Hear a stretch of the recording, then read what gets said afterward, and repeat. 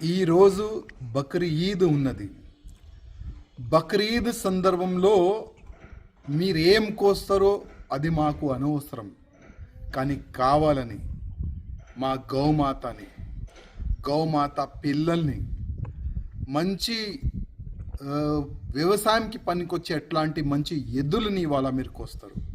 అది చాలా పెద్ద నేరం, అది పెద్ద పాపం కూడా. ఆవులని చంపే పాపం, ఎవరు ఆవులని చంపుతారు కదా వాళ్ళకి ఎంత పాపం తలుగుతుంది అంతే పాపం.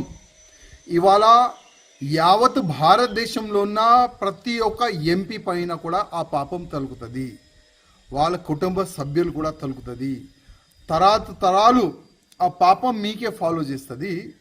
ఎవరికైనా మీరు ఫాలో చేస్తారు కదా, ఆ పండితులకి మీరు ఒక్కసారి కనుక్కోండి. ఎందుకంటే గోవధ నిషేధం కావాలి అని పార్లమెంట్లో ఎందుకు బిల్ పెడతలేదు? ఒకవేళ గతంలో కొంతమంది ప్రైవేట్ బిల్ వేసిన సమయంలో ఎందుకు మీరు సపోర్ట్ చేయలేదు?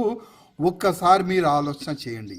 ఇవాళ ల్యాక్స్ ఆఫ్ గౌమాత పిల్లల్ని, మంచి ఎద్దులని ఈ బక్రీద్ సందర్భంలో చంపి తినేస్తారు. ఆ పాపం వాళ్ళకు 100% తలుగుతుంది. కానీ ఇవాళ నోరు మూసుకొని చాలామంది లీడర్లు ఉన్నారు కదా, చాలామంది ఎంపీలు ఉన్నారు కదా, ఆ పాపం వాళ్ళు కూడా తలుగుతుంది. ప్రతి ఒక్క రాష్ట్ర ముఖ్యమంత్రులు కూడా ఆ పాపం తలుగుతుంది. ఇది నేను కాదు, శాస్త్రం చెప్పిన మాటలే నేను చెప్తున్నా. అందుకోసం ఇట్లాంటి పాపానికి భాగస్వామ్యం కాకూడదు. అందుకోసం వచ్చే పార్లమెంట్లో గో హత్య నిషేధం పైన, గోమాతని రాష్ట్ర మాత చేయాలి, జాతి పశువుగా ప్రకటించాలి, దాని గురించి ఒక బిల్ మీరు పెట్టాలి. ఆ బిల్కి ప్రతి ఒక్క ఎంపీ సపోర్ట్ చేయాలని నేను ప్రతి ఒక్క పార్లమెంటు సభ్యులకి నేను మరీ రిక్వెస్ట్ చేస్తున్నాను. ఎందుకంటే ఇవాళ చూస్తున్నాం, మాకు హౌస్ అరెస్ట్ చేసినారు. దాదాపు 3-4-5 డేస్ నుంచి మేము హౌస్ అరెస్ట్లో ఉన్నాం. కానీ ఇవాళ పోలీస్ సెక్యూరిటీలో మంచి ఎద్దులని చంపేస్తున్నారు, రోడ్ పైన అమ్ముతున్నారు. ఇవాళ రేపు ఒక్క హిందూ కూడా రోడ్ పైన తిరగలేరు.